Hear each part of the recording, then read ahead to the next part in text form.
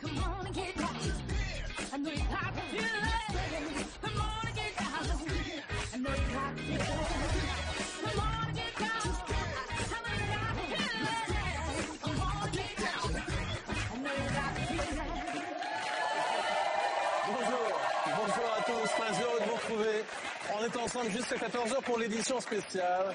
Ça va, ça groove aujourd'hui, hein, c'est... Ouais, il y a un bon rythme. Daphné, elle est... Ouais. Oui, qu'est-ce qui se passe, Daphné? Elle est top, elle arrête pas depuis ce matin. Daphné. Oui, c'est bientôt les vacances, alors vous allez peut-être devoir réserver un petit hôtel. Alors là, elle c'est intéressant parce qu'elle collabore avec des univers ultra différents. Elle passe de l'artisanat à la musique électro, de l'industrie textile au commerce équitable. Et clac, elle a ouvert le Imatic avec Patrick Elouargui et Philippe Châtelet. Là, c'est le même principe. C'est économique, écologique et automatique. Ça s'inspire justement de ces espèces d'hôtels capsules japonais. C'est un mix entre une auberge de jeunesse et un gîte d'étape, sauf que ça vaut au moins 3 étoiles. Mathilde Crassel nous a fait directement la visite de cet hôtel. Elle nous a fait l'honneur de nous faire la visite, alors on y va. Le Imatic, c'est un peu comme un pied-à-terre. Quand on vient à Paris, on essaie de trouver un copain et on lui dit j'arrive pour 2-3 jours. Voilà, et c'est aussi facile que ça. On va prendre sa clé, toute l'administration, remplir les fiches et tout ça, ça a été fait en amont. Et on est là juste pour profiter du lieu et profiter de la ville surtout.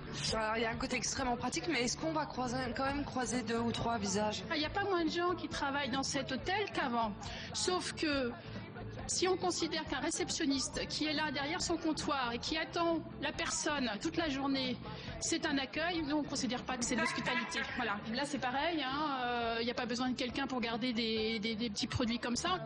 Il y a une notion de confiance en fait. C'est vraiment cette idée qu'on est là pour vivre. On est autonome, on est curieux, on va aller vers l'autre. C'est pas vrai que dans un hôtel on est chacun de son côté, non, on passe aussi des bons moments en rencontrant les autres et ça c'est important.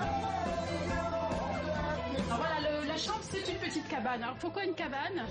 Parce qu'en fait on veut mélanger le ryokan, le logis de campagne, vous voyez, et mettre tout ça dans l'urbain. Le soir, en fait, on va dérouler le matelas et on va prendre en fait sa couette, ses oreillers, et voilà, et on va s'installer pour dormir. C'est vraiment l'idée d'offrir une expérience. Tout le monde a la capacité d'apprécier en fait cette idée de revenir à des choses essentielles. On a du bois, du caoutchouc et du verre. Voilà, ça sont les matériaux essentiels du projet. Donc ça nous permet aussi de faire un pas sur cette idée d'être responsable. On n'est pas ce genre d'hôtel qui va en fait garder les gens. Hein. Au contraire, nous on leur donne un bon petit déjeuner bio le matin pour leur donner l'énergie. Aller dehors, aller découvrir. Voilà.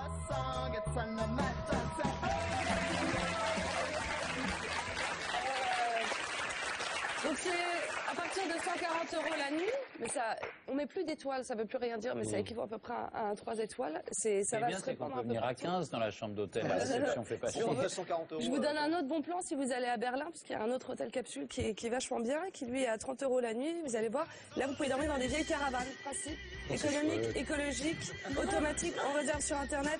Des suites qui sont dans les caravanes. Ils ont gardé l'architecture du lieu parce que c'était une ancienne usine d'aspirateurs. Bref, voilà, c'est trop cool. Le concept, je vous ai mis toutes les adresses sur le Burki Blog. Merci beaucoup, Daphné. On se retrouve dans un instant pour la suite.